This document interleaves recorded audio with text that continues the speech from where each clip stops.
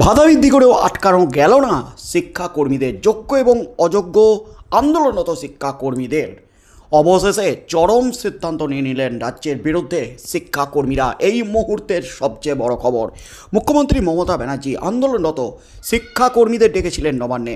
মুখ্য সচিব মনোজ পান্থের সাথে বৈঠকের মাঝেই মুখ্যমন্ত্রী ফোনের মাধ্যমে টেলিফোনে তাদের সাথে কথা বলেন, তাদের বার্তা দেন।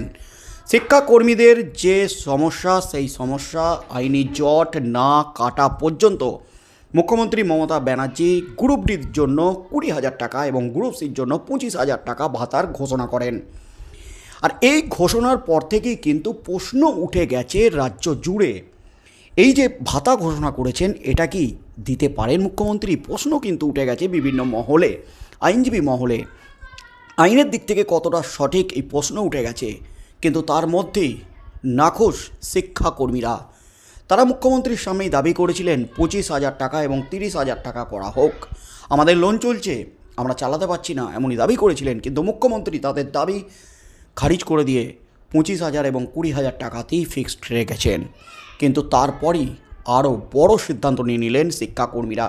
রাজ্যের অস্বস্তি বাড়িয়ে ফের চরম সিদ্ধান্ত ঘোষণা আন্দোলনরত শিক্ষাকর্মীদের। সুপ্রিম কোর্টের নির্দেশে চাকরি বাতিল হয়েছে 2016 সালের এসএসসির গোটা প্যানেলে কর্মরত 26,000 শিক্ষক শিক্ষিকা এবং শিক্ষাকর্মীর। যে অভিযোগটা উঠেছিল এই প্যানেল নিয়ে, এবং সুপ্রিম কোর্টের প্রধান বিচারপতি যা পর্যবেক্ষণে জানিয়েছিলেন, প্রাতিষ্ঠানিক দুর্নীতি, চাল থেকে কাঁকড় বাছতে না পারা, যোগ্য অযোগ্য বাছাই করতে না পারা এবং যোগ্য অযোগ্য বাছাই কার্যত সম্ভব নয় জানিয়ে দিয়েছিলেন সুপ্রিম কোর্টের প্রধান বিচারপতি জাস্টিস খান্না। তাই কলকাতা হাইকোর্টের নির্দেশই বহাল থাকবে, এমনই কিন্তু নির্দেশ ছিল তার। তারপরই রাজ্য জুড়ে ঝড় উঠে যায়, আন্দোলনে উত্তাল হয়ে ওঠে একেবারে রাজ্য। তারপর রাজ্য যায় সুপ্রিম কোর্টে। যারা যোগ্য শিক্ষক শিক্ষিকা তাদের ডিসেম্বর মাস পর্যন্ত যাতে বিদ্যালয়ে যাওয়ার অনুমতি দেন শিক্ষা মন্ত্রীকে এবং শিক্ষা দপ্তরকে প্রধান বিচারপতি জাস্টিস খান্না সেই আবেদন করেন। তারপরই কিন্তু জাস্টিস খান্না কিছুটা নিয়মে শিথিল করলেও কফিনে শেষ পেরেকটা কিন্তু পুঁতিয়ে দিয়েছেন। শিক্ষাকর্মীদের বিদ্যালয়ে যাওয়ার কোনো অনুমতি দেননি, শিক্ষাকর্মীদের চাকরি বাতিল এবং তার সাথে সাথে যারা অযোগ্য তাদের বেতন কিন্তু ফেরত দিতেই হবে। এবং তার সাথে সাথে যারা যোগ্য শিক্ষক শিক্ষিকা তারা ডিসেম্বর পর্যন্ত বিদ্যালয়ে গেলেও ডিসেম্বরের মধ্যে রাজ্যকে তাদের পরীক্ষা দিয়ে উত্তীর্ণ করতে হবে। অর্থাৎ যারা যোগ্য শিক্ষক শিক্ষিকা এবং শিক্ষাকর্মী তাদের পরীক্ষা দিয়ে রীতিমতো কম্পিটিশন করে, সাধারণ চাকরি প্রার্থীদের সাথে কম্পিটিশন করে, লক্ষ লক্ষ চাকরি প্রার্থীর সাথে কম্পিটিশন করে তাদের পরীক্ষায় বসে পাশ করে তবেই কিন্তু যোগ্যতার প্রমাণ দিয়ে তাদের চাকরি ফিরে পেতে হবে, এমনই কিন্তু নির্দেশ। এই নির্দেশেই কিন্তু কফিনে শেষ ব্রেক। তারপর আন্দোলনে নামেন শিক্ষক শিক্ষিকা থেকে শুরু করে শিক্ষাকর্মীরাও। আর সেই আন্দোলনের মাঝেই মুখ্যমন্ত্রীর ঘোষণার পরপরও কিন্তু ক্ষোভে ফেটে পড়ে বড় সিদ্ধান্ত নিলেন আন্দোলনরত শিক্ষাকর্মীরা।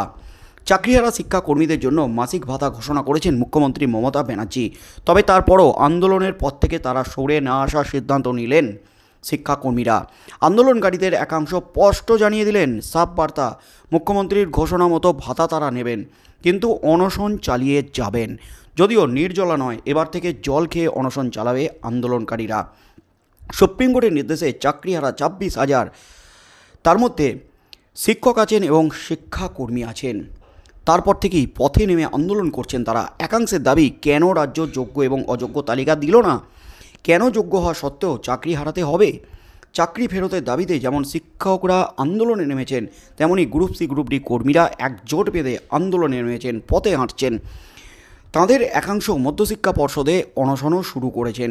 তাদের অভিযোগ, রাজ্য সরকার শুধু শিক্ষকদের কথা ভাবছে, তাদের সঙ্গে আলোচনা করছে, সুপ্রিম কোর্টে শিক্ষাকর্মীদের হয়ে সওয়াল করা হয় না। উল্লেখ্য, শেষ শুনানিতে শীর্ষ আদালতে যারা জানিয়েছিল যারা চিহ্নিত অযোগ্য নন, যেমন শিক্ষক শিক্ষিকারা আপাতত স্কুলে যেতে পারবেন, তবে 31শে ডিসেম্বরের মধ্যে রাজ্য সরকারকে পরীক্ষা নিয়ে নতুন নিয়োগ প্রক্রিয়া সম্পন্ন করতে হবে। শুধু শিক্ষকদের ক্ষেত্রে এই নির্দেশ কার্যকর হবে, শিক্ষাকর্মীদের চাকরি বাতিলই থাকছে। তারপরই চাকরিহারা শিক্ষাকর্মীদের মধ্যে ক্ষোভ দেখা যায়। মধ্যশিক্ষা দপ্তরের ভিতরে প্রথমে 8 জন শিক্ষাকর্মী অনশন শুরু করেন। তাদের মধ্যে 4 জন অসুস্থ হয়ে হাসপাতালে ভর্তি, বাকিরা এখনও আন্দোলন চালিয়ে যাচ্ছেন, অনশন চালিয়ে যাচ্ছেন।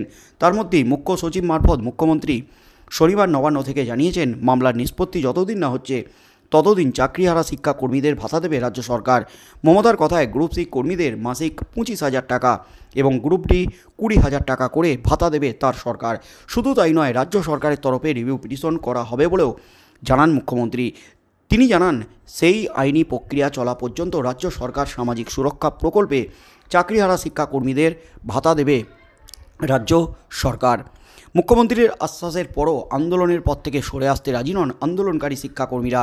তাদের দাবি, অনশন চলবে, তবে নির্জলা নয়, জল খেয়ে অনশন চালাবেন তারা ভাতার জন্য নয়, যোগ্য বলেই আন্দোলন করছেন। যোগ্যদের তালিকা প্রকাশের দাবিও জানান আন্দোলনকারীরা। চাকরিহারা শিক্ষাকর্মী সত্যজিৎ ঘোষ বলেন, আমাদের অবস্থান চলবে, আমরা ভাতা পাওয়ার জন্য আন্দোলন করছি না। এই ভাতায় আমাদের সাংসারিক সমস্যার কিছুটা সুরাহা হবে ঠিকই।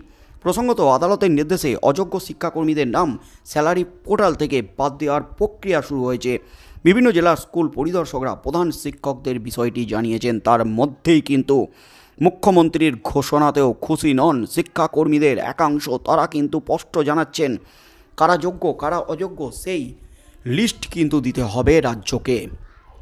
অযোগ্যদের বাঁচানোর চেষ্টা চালাচ্ছে, এমনই কিন্তু একটা দাবি উঠে গেছে বিভিন্ন মহল থেকে। অযোগ্যদের বাঁচাতে গিয়ে যোগ্যদের বলি দেওয়া হলো, এমন দাবি উঠে গেছে। প্রাক্তন বিচারপতি অভিজিৎ গঙ্গোপাধ্যায় তিনিও দাবি করেছেন বারবার, আমি তো 8,000-এর কিছু বেশি অযোগ্য শিক্ষক শিক্ষিকার চাকরি খারিজ করেছিলাম এবং বেতন ফেরত দিতে বলেছিলাম। যদি রাজ্য সেই নির্দেশ মেনে নিত, তাহলে আজ এভাবে শিক্ষা দপ্তরে এবং রাজ্যের যে শিক্ষা ব্যবস্থা, সেই শিক্ষা ব্যবস্থায় একটা এত বড় বিপর্যয় নেমে আসতো না, একসঙ্গে সবার চাকরি বাতিল হতো না। রাজ্য কেন তখন মেনে নেয়নি, এমনই কিন্তু দাবি করেছেন। এবং তার সাথে সাথে তিনি তার পর্যবেক্ষণে যা জানিয়েছেন, প্রাক্তন বিচারপতি তথা বিজেপি সাংসদ অভিজিৎ গঙ্গোপাধ্যায় তিনি জানিয়েছেন, অযোগ্যদের বাঁচাতে গিয়ে রাজ্য যোগ্যদের বলি দিল। তার মধ্যেই কিন্তু যোগ্য এবং অযোগ্য শিক্ষাকর্মীরা তার যে দাবিটা তুলেছেন, তারা ভাতা নয়, তারা যোগ্যতা প্রমাণ দিতে চান, তারা যোগ্য। এবং এই দাবি তুলে যোগ্য অযোগ্য লিস্ট শিক্ষকদের মতো প্রকাশ করতে হবে এবং যারা যোগ্য তাদের জন্য সুপ্রিম কোর্টে গিয়ে শিক্ষকদের মতোই সুরাহা করতে হবে, তবেই কিন্তু তারা অনশন থেকে উঠবেন। অর্থাৎ মুখ্যমন্ত্রী ভাতা ঘোষণা করেও অনশন থেকে কিন্তু তাদের সরাতে পারলেন না। আন্দোলন কিন্তু তারা জারি রাখছেন, তাদের দেওয়ালে পিঠ ঠেকে গেছে। তাই আগামী দিনে কি হতে চলেছে, রাজ্য সরকার ভাতা ঘোষণার পরও তারা আন্দোলনে অনড়, রীতিমতো আরও বড় পদক্ষেপের পথে। কি হতে চলেছে আগামী দিনে, এরপর কী সিদ্ধান্ত নেন রাজ্যের মুখ্যমন্ত্রী মমতা ব্যানার্জি, সেদিকেই চোখ থাকবে গোটা রাজ্যের।